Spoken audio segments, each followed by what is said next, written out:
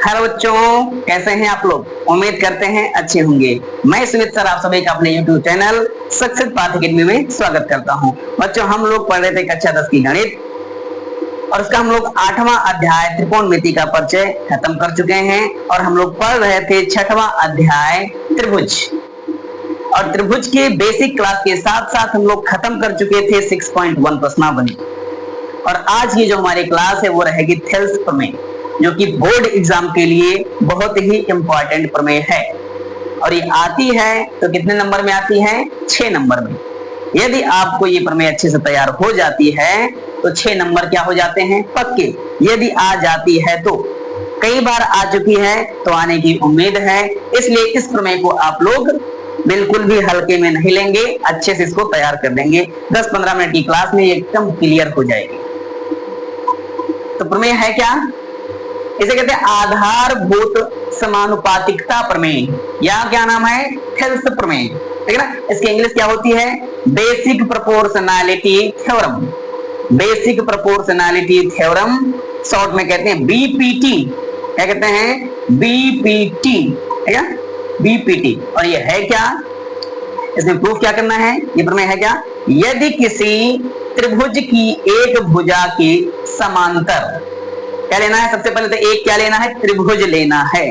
यदि किसी त्रिभुज की एक भुजा के क्या समांतर अन्य दो भुजाओं को भिन्न भिन्न बिंदुओं पर प्रतिच्छेद करने के लिए एक रेखा खींची जाए तो ये अन्य दो भुजाएं एक ही अनुपात में विभाजित हो जाती हैं। चलिए इसको हम एक एक करके समझते हैं, ठीक है ना। पहले क्या करना है? यदि किसी त्रिभुज की एक भुजा, तो सबसे पहले क्या लेना है? एक त्रिभुज। इस साइड हम इसको प्रूफ करने वाले हैं। क्या लेना है? सबसे पहले एक त्रिभुज। ये ले लेते हैं एक त्रिभुज, ठीक है। क्या हो गया? एक त्रिभुज। यदि किसी त्रिभुज की एक भुजा के समांतर, किसकी भुजा के समांतर? एक भुजा, आप किसी को भी ले सकते हैं, लेकिन हम लोग अपनी सुविधा के लिए किसको लेंगे? नीचे वाले को, ठीक है ना।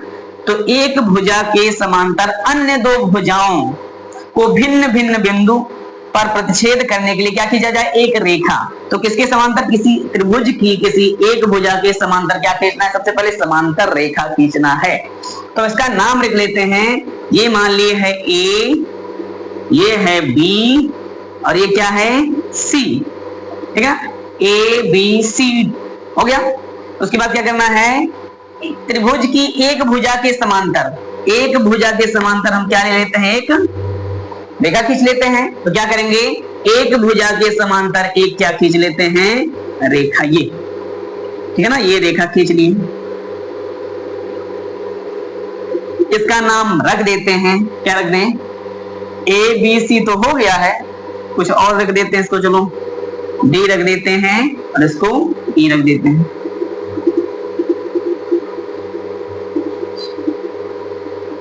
ध्यान देंगे आप, ये जो है इसके समांतर है, ठीक है ना। डी ई खींच दिया, तो ए बी सी और इसको डी और इसको क्या मान ली? ई। तो जो दिया उसको हम लिख लिए ना। यदि किसी त्रिभुज की एक भुजा के समांतर, तो ये त्रिभुज है, इसकी एक भुजा के समांतर हम लोग एक रेखा खींच लिए, ठीक है ना। एक रेखा खींच लिए। उसके बाद क्या कह रहा है? अन्य दो बिंदुओं, अन्य दो भुजाओं को, अन्य दो भुजाओं को भिन्न भिन्न बिंदुओं पर क्या करता है? भिन्न भिन्न बिंदुओं पर प्रतिच्छेद करता है, ठीक है ना। करने के लिए एक रेखा खींची जाए। तो ये अन्य दो भुजाएं, जो अन्य दो भुजाएं हैं, ये तो इसके समांतर ये रेखा हो गई। तो अन्य दो भुजाएं बची कौन है? ए बी और ए सी। तो अन्य दो भुजाएं एक ही अनुपात में विभाजित हो जाती हैं। कहने का मतलब कि इतना अनुपाते इतना बराबर होगा, इतने अनुपाते इतने के। यही प्रूफ करना है। यदि एक त्रिभुज ले लें हम लोग, क्या लेंगे? एक त्रिभुज लेंगे। फिर त्रिभुज की किसी एक भुजा के समांतर एक क्या खींचेंगे? रेखा खींचेंगे, ठीक है ना। जो त्रिभुज की अन्य दो भुजाओं को भिन्न भिन्न बिंदुओं को क्या करेंगे? प्रतिच्छेद करेंगे, ठीक है ना। तो सिद्ध क्या करना है कि अन्य दो भुजाएं जो बची हुई हैं वो एक ही अनुपात में क्या होंगी? विभाजित होंगी। इतना अनुपाते इतना बराबर होगा, इतना अनुपाते इतने के। समझ गए होंगे, ठीक है। तो प्रमेय सिद्ध करने के लिए सबसे पहली हेडिंग हम लोगों की क्या होती है? क्या लिखेंगे? जो दिया होता है, ठीक है। प्रमेय सिद्ध करने के लिए सबसे पहले क्या लिखते हैं, जो हमको दिया रहता है। तो हमको क्या दिया है, ध्यान से देखेंगे, एक त्रिभुज दिया है, क्या ABC दिया है, सही है। उसके बाद क्या दिया है, BC किसके समांतर है, DE के, या लिख दे D समांतर क्या है, BC, ये दिया है। और क्या दिया है, ध्यान से देखेंगे तो एक चीज और दिया है, AC किस बिंदु पर प्रतिच्छेद हो रहा है, D बिंदु पर, ठीक है। जो हम रेखा खींचे हैं वो AC को किस बिंदु पर, D बिंदु पर, ठीक है। जो DE खींचे हैं हम लोग रेखा, समांतर रेखा, वो AC को बिंदु D पर तथा AB को बिंदु E पर क्या कर रहा है, प्रतिच्छेद कर रहा है, ठीक है ना। तो सबसे पहले क्या लिखेंगे, जो दिया है, चलिए लिखते हैं, क्या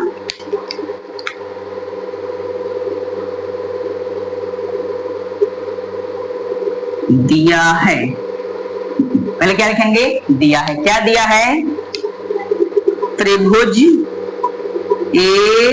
ABC, सबसे पहले क्या दिया है, त्रिभुज ABC में क्या लिखेंगे, DE समांतर है, ये किसका चिन्ह है, समांतर का चिन्ह है, DE समांतर है किसके, CB की, या लिख दें BC के, चलिए CB ही लिख देते, क्योंकि DE लिखे तो हम CB ही ले लेते हैं, क्या CB, ये क्या है, हमको दिया गया है, दिया है त्रिभुज ABC में, क्या दिया है, त्रिभुज ABC में DE समांतर है किसके, CB के। ये बात क्लियर हो गई होगी। तो जो दिया है हम लोग को क्या कर लिए, लिख लिए, ठीक है ना। इसके बाद क्या करेंगे, दिया है तो हो गया, अगली हेडिंग क्या करना है, सिद्ध करना है। दूसरी हेडिंग क्या होगी, पहली हेडिंग में क्या होता है, दिया है, दूसरी हेडिंग में क्या करना होता है, सिद्ध करना है, तीसरी में क्या होता है, रचना करना होता है, चौथी में क्या करना लिखता है, मतलब कि उपपत्ति लिखना रहता है। लास्ट हेडिंग होती है उपपत्ति, जिसमें प्रमेय जाके क्या हो जाती है, सिद्ध हो जाती है। तो पहले क्या लिखते हैं, दिया है, दूसरे में सिद्ध करना है, तीसरे में रचना करेंगे, चौथे में उपपत्ति, अर्थात उस वाले में क्या हो जाएगा, प्रमेय सिद्ध हो जाएगी, ठीक है। तो सिद्ध क्या करना है, ध्यान से देखेंगे, सिद्ध करना है, सिद्ध करना है। देखिए ध्यान से देखेंगे सिद्ध क्या करना है, इसमें कह रहा है खींची जाए तो ये अन्य दो भुजाएं एक ही अनुपात में विभाजित हो जाती है, यही सिद्ध करना है। यदि ऐसा दिया हो तो जो अन्य दो भुजाएं बचेंगी वो एक ही अनुपात में विभाजित हो जाएंगी। कहने का मतलब साफ साफ ये है, AD बटे में BC, AD बटे में DC बराबर होना चाहिए किसके, AE बटे में EB के। ये हमको क्या करना है, सिद्ध करना है, ठीक है ना। दिया है त्रिभुज ABC में D समांतर क्या है, CB, तो दिया है, हो गया। सिद्ध करना है क्या, AD बटे में DC बराबर AE बटे में EB। ये हमको क्या करना है, प्रूफ करना है कि जो अन्य दो भुजाएं बचती हैं वो एक ही अनुपात में विभाजित होती हैं। समझ गए होंगे यहां तक। तो ये हो गया दिया है और ये हो गया सिद्ध करना है, ठीक है। अगली हेडिंग क्या होगी, रचना। रचना में देखते हैं क्या लिखते हैं, एकदम इसको हम शॉर्ट करवा रहे हैं, ज्यादा लेंदी नहीं कर रहे हैं, इसमें थ्योरी लिखिए, ज्यादा इसको लेंदी हम नहीं कर रहे हैं, ठीक है ना। तो क्या लिखेंगे, रचना।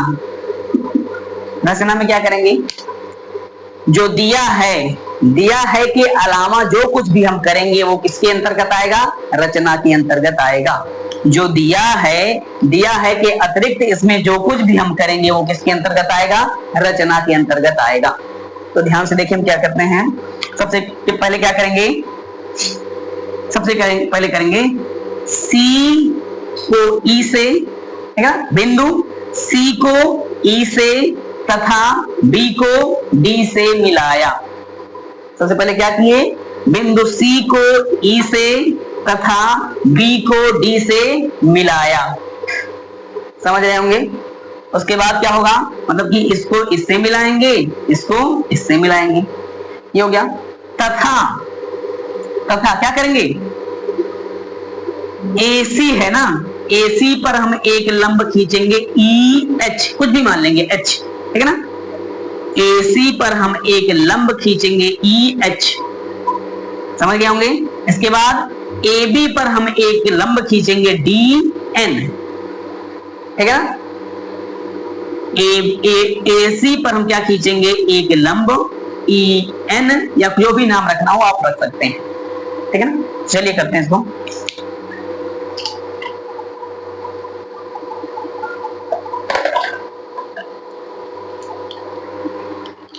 अलग मार्क कर देते हैं इसके लिए, ठीक है। तो क्या करेंगे, सबसे पहले बिंदु C को E से तथा बिंदु B को D से मिलाया। सही है।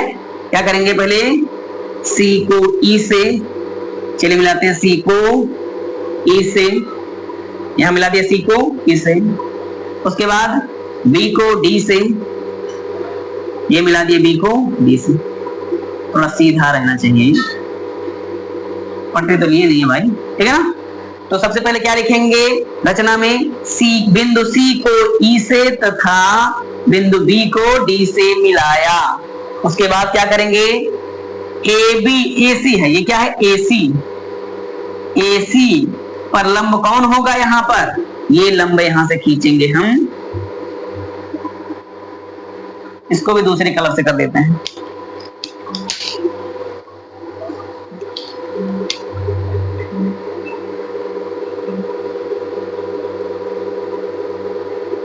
ये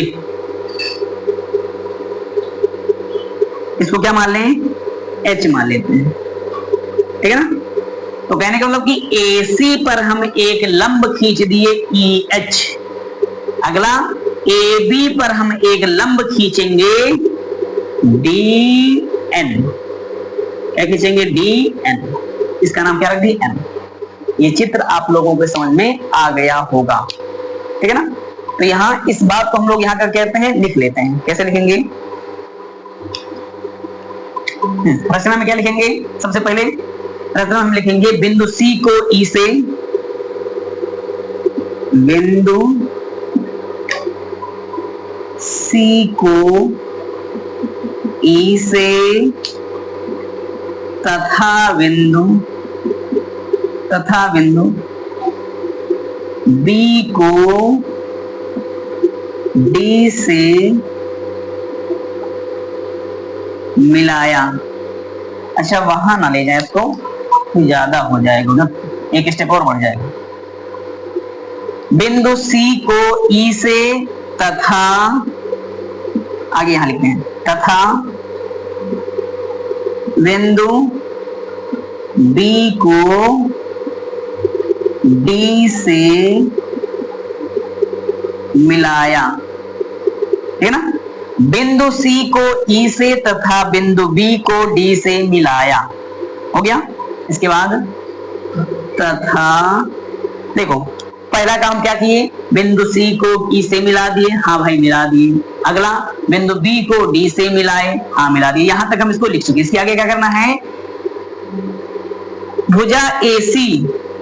भुजा AC पर कौन लंब है, EH, ठीक है ना। तो कहने को EH लंब है AC पर, EH लंब है AC पर, ठीक है ना।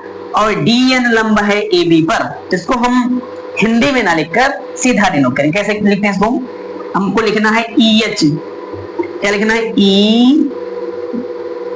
EH लंब है, जानते हैं ना आप लोग, ये समांतर का चिन्ह है, ये किसका चिन्ह है, लंब का। तो EH लंब है किस पर, AC पर। तो ये लिख दिए कॉमा, आगे क्या है, DN लंब है किस पर, AB पर। AB खींचा, ठीक है ना। AC पर लंब EH खींचा तथा AB पर लंब DN खींचा। ये बात आपको समझ में आ रही होगी। एक बार हम फिर से रिपीट करते हैं। बिंदु C को E से मिलाया तथा बिंदु B को D से मिलाया। ये रचना में यहां तक आ गया। तथा AC पर कौन लंब है, EH, या कहें EH लंब है किस पर, AC पर। ये हो गया। अगली बात क्या है, DN लंब है किस पर, AB पर। DN लंब है AB पर। तो DN लंब है किस पर, AB पर। यहां तक आप लोगों को अच्छे समझ में आ गया होगा। चलिए करते हैं इसके आगे। अब कौन सी हेडिंग बची है, उपपत्ति वाली, इस वाली हेडिंग में क्या हो जाएगा, ये प्रूफ हो जाएगा, ठीक है ना। तो चलिए यहाँ साइड में करते हैं उपपत्ति की।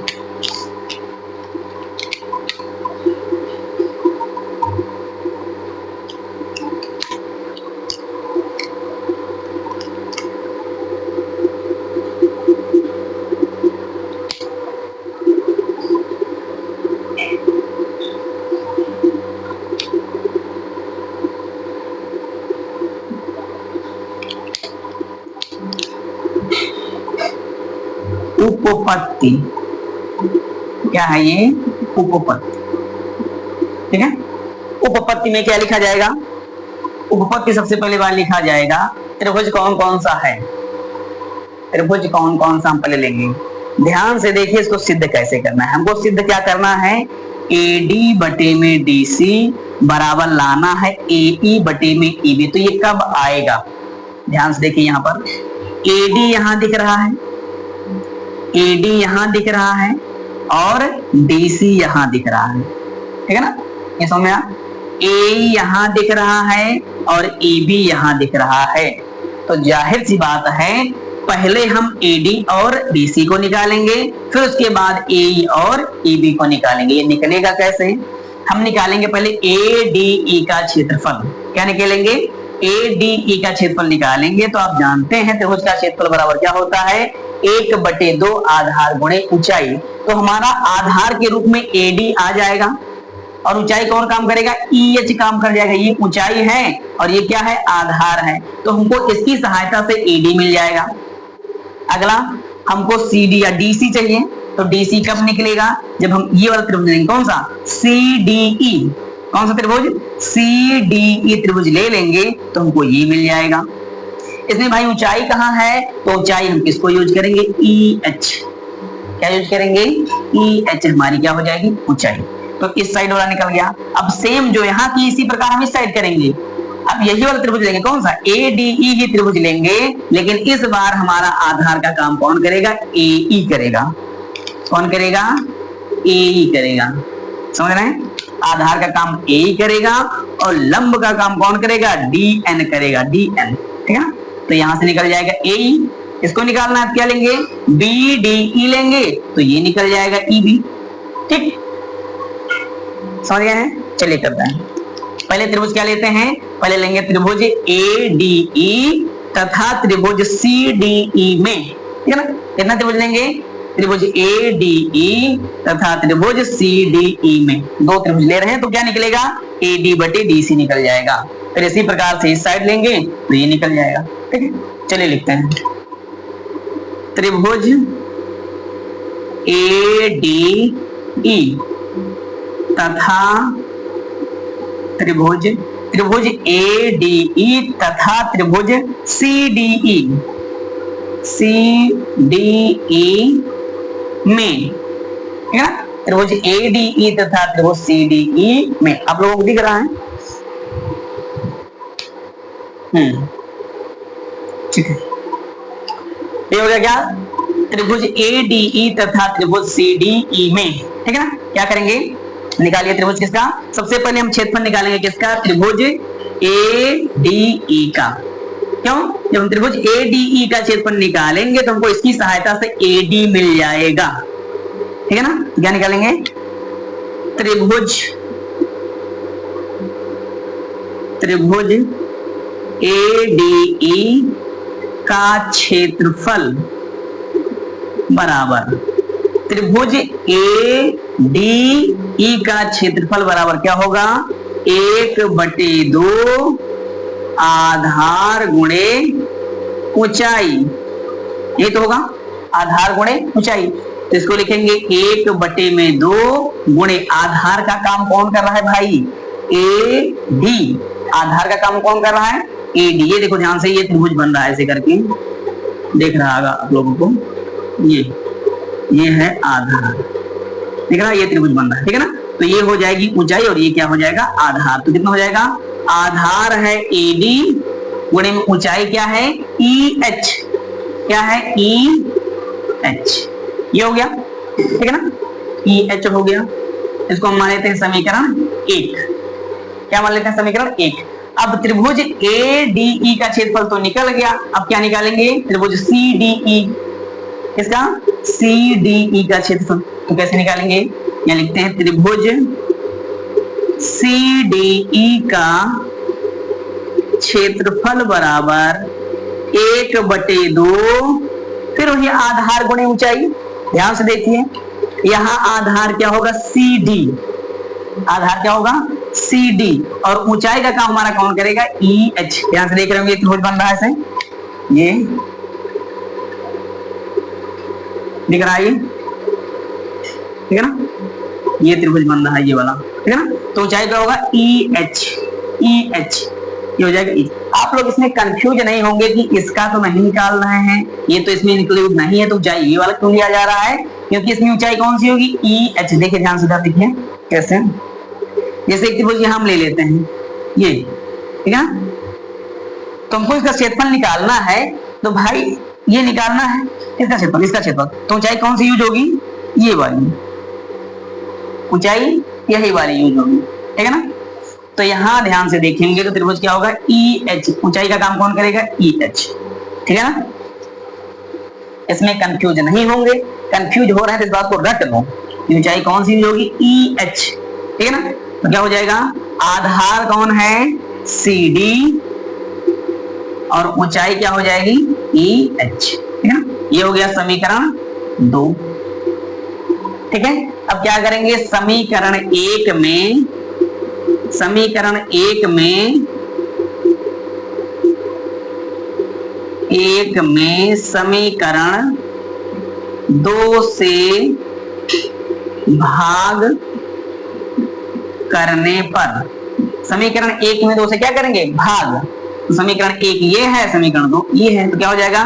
त्रिभुज ADE का क्षेत्रफल बराबर 1/2, एक मिनट, भाग कर रहे हैं ना, तो त्रिभुज ADE का क्षेत्रफल ऊपर रहेगा, 1 में हम किससे भाग कर रहे हैं? 2 से, तो 1 कहां रहेगा? ऊपर, 2 कहां रहेगा? नीचे। तो 2 कौन सा? ये त्रिभुज CDE का क्षेत्रफल बराबर ADE का क्षेत्रफल कितना है? ADE का क्षेत्रफल ये दिया है 1/2 AD गुणे में EH बटे में 1/2 कितना है?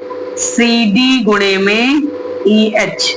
तो ये EH से EH कट जाएगा और 1/2 से 1/2 कट जाएगा, तो बचेगा क्या? ये त्रिभुज ADE का क्षेत्रफल बटे में त्रिभुज CDE का क्षेत्रफल बराबर क्या हो जाएगा?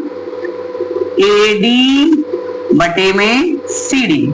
तो ये हो गया समीकरण हमारा क्या? 3। ध्यान से देखेंगे तो इस साइड वाला आ चुका है AD बटे में CD, या इसको कर देते हैं DC ही कर देते हैं, DC है तो DC क्या हो जाएगा? DC, ठीक है ना, कर दीजिए इसको क्या? DC, ठीक है ना। AD बटे DC बराबर क्या हो जाएगा? तो इस साइड वाला हमारा आ चुका है AD बटे में DC, ठीक है ना। इसको क्या मान लिया? समीकरण 3। अब ध्यान से देखेंगे तो अभी तक हम लोग इस साइड वाला निकाले, अब जो काम हम इस साइड किए हैं यही काम हम लोग कहां करेंगे? इस साइड करेंगे, ठीक है ना। तो यहां पर जगह है नहीं तो मिटाना पड़ेगा, बुलाना क्या है? A बटे में EB, क्या चाहिए? A बटे में EB चाहिए, ठीक है। तो क्या कर देते हैं इसको भाई? अब मिटा देते हैं, यहां तक आप लोग लिख लीजिए, इसके बाद हम इसको क्या करेंगे? मिटाएंगे, उसके बाद आगे का करेंगे, ठीक है ना। चलिए यहीं से मिटाते हैं।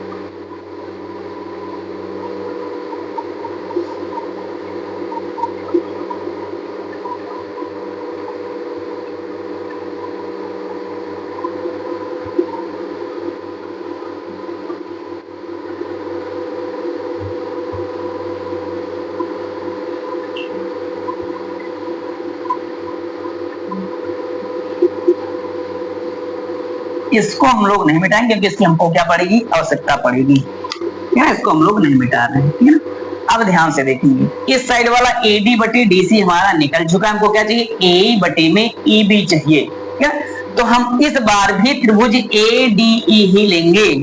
ध्यान से देखिएगा, इस बार भी त्रिभुज हम ADE ही लेंगे, लेकिन इस बार हमारा आधार का काम AE करेगा और ऊंचाई का काम DN करेगा, ठीक है ना।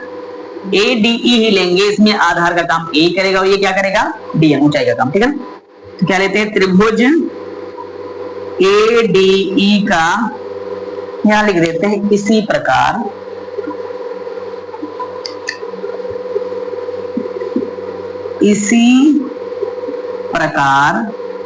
त्रिभुज ADE का क्षेत्रफल, ADE का क्षेत्रफल बराबर क्या हो जाएगा, 1/2 आधार का काम A करेगा और ऊंचाई कौन हो जाएगा, DN, क्या हो जाएगा, DN, ठीक है ना। इसको समीकरण क्या मान लेते हैं, 4।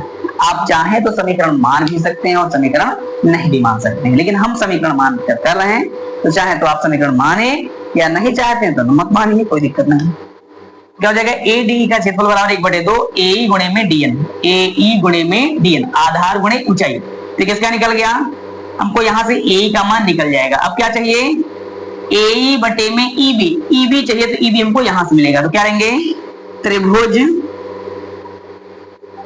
BCE, क्या है, त्रिभुज BCE, त्रिभुज BCE का क्षेत्रफल, त्रिभुज BCE का क्षेत्रफल बराबर क्या होगा, 1/2, ध्यान से देखिएगा इसको,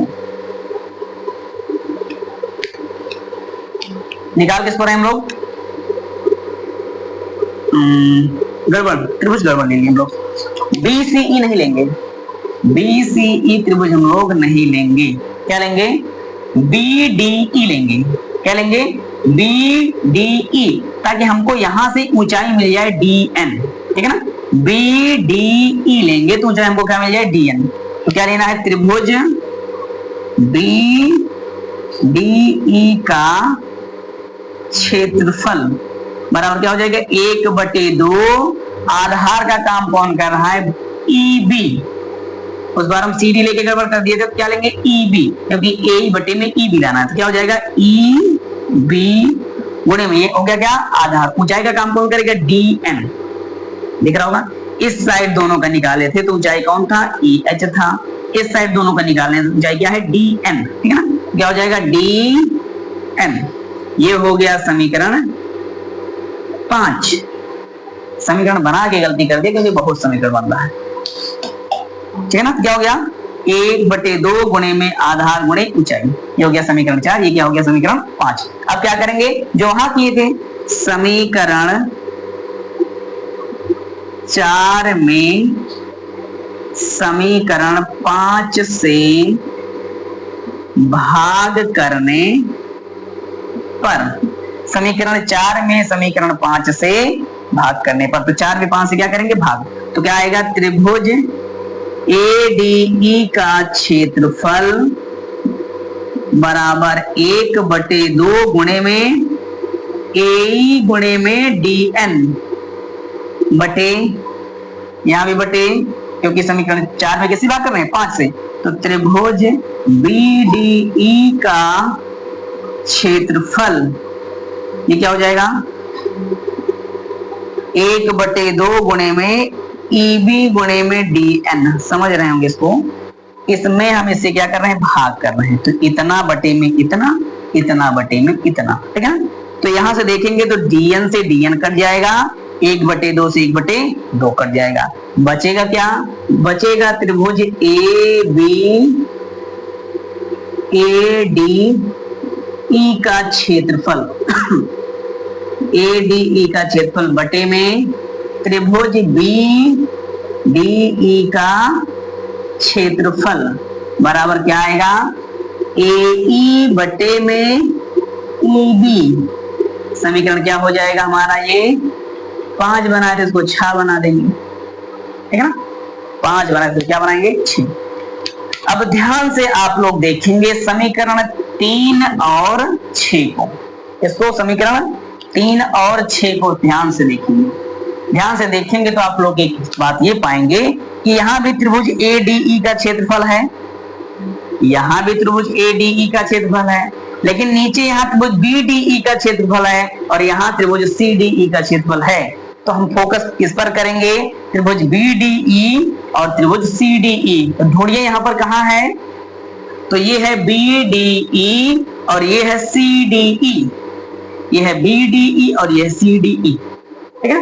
तो यहाँ पर एक बात हम आप लोगों को बताना चाहेंगे जो कि बहुत ही क्या है, इंपॉर्टेंट है। हम बता रहे हैं यहाँ यदि दो समांतर रेखाएं हैं, क्या हैं? दो समांतर रेखाएं हैं और यदि उसमें यदि एक ही आधार पर दो त्रिभुज बनते हैं या जितने भी त्रिभुज बनते हैं उन सभी त्रिभुजों का क्षेत्रफल क्या होता है? बराबर होता है। दो समांतर रेखाएं हैं, ठीक है ना, इसके एक ही आधार पर, आधार दोनों के क्या होना चाहिए? समान होना चाहिए। जैसे ये हो गया एक त्रिभुज, दिख रहा होगा, ठीक है ना, और यहां से एक और मिला दें तो एक त्रिभुज ये हो गया, ठीक है ना।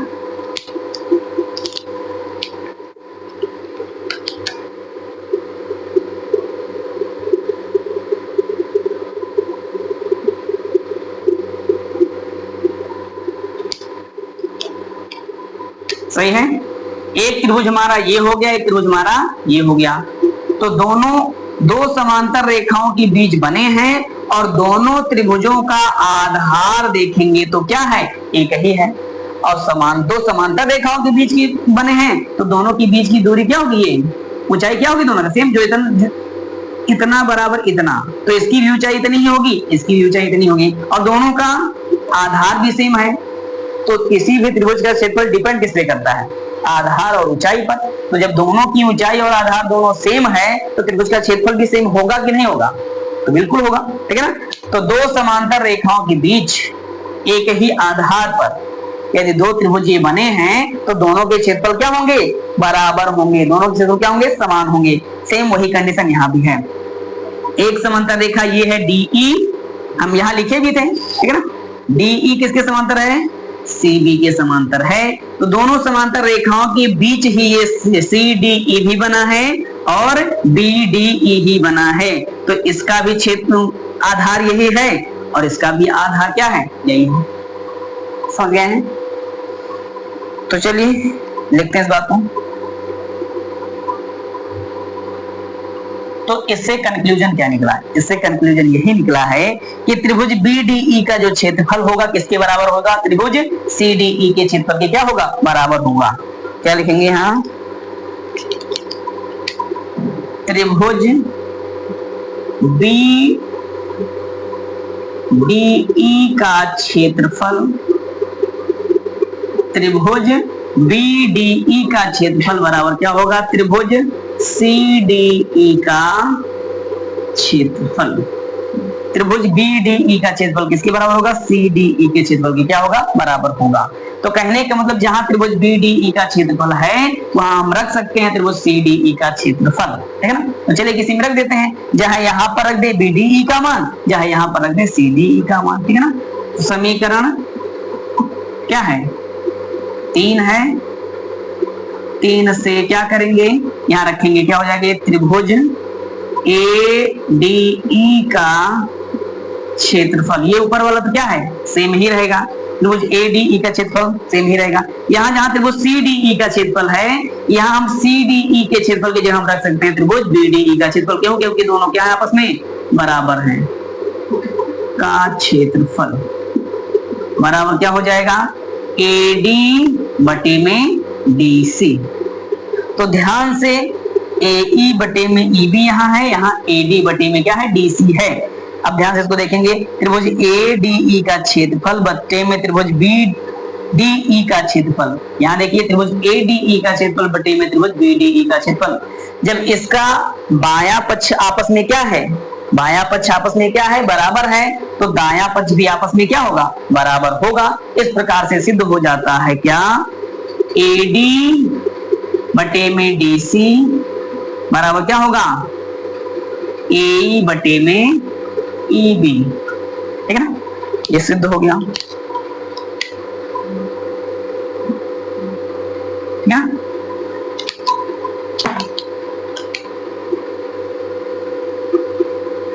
इति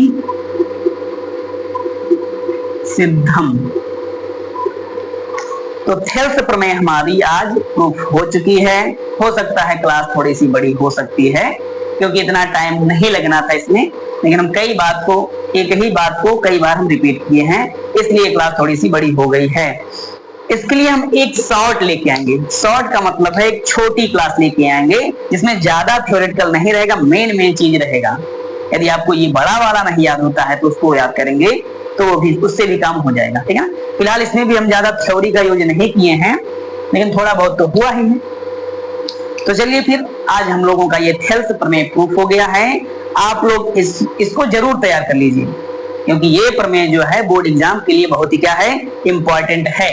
अगर ये आती है तो 6 नंबर तो पक्का देखी जाएगी, क्योंकि छोटे नंबर में तो आएगी नहीं, बड़े नंबर में आएगी, ठीक है ना। तो एक ही ज्यादा से ज्यादा 15 मिनट में क्या हो जाएगी, तैयार हो जाएगी, अच्छे से आप लोग पढ़ेंगे तो। फिलहाल ये क्लास जो है थोड़ा सा ज्यादा बड़ी हो गई है, तो हम प्रयास करेंगे इसका एक शॉर्ट मतलब कि छोटी क्लास लेके आए जिसमें ज्यादा थ्योरी का यूज ना हुआ हो, ठीक है ना, मैथमेटिक्स का यूज करके इसको सॉल्व कर देंगे। तो चलिए फिर आज हम लोग अपनी क्लास को यहीं पर खत्म करेंगे। इसके बाद ये एक प्रमेय हो गई, इसके बाद अभी एक प्रमेय और है, उसको पढ़ने के बाद हम लोग आएंगे 6.2 पर, ठीक है ना। तो चलिए फिर अपनी क्लास को हम यहीं पर खत्म करते हैं, फिर मिलते हैं एक नई क्लास के साथ, नई ऊर्जा के साथ। तो प्लीज आप लोग हमें सपोर्ट कीजिए, लाइक कीजिए, सब्सक्राइब कीजिए और अपने दोस्तों के पास शेयर कीजिए। धन्यवाद।